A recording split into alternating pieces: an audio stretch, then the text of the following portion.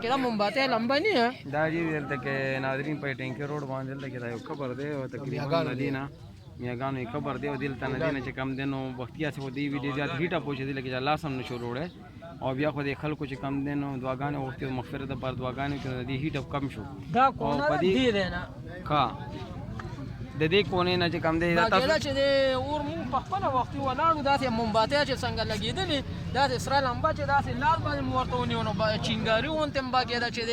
بڑا گستر کو ته باندې مخکاره کېدو او باګه دا لار دا مکمل سوزول لمبا باندې دراوته لمبا بالکل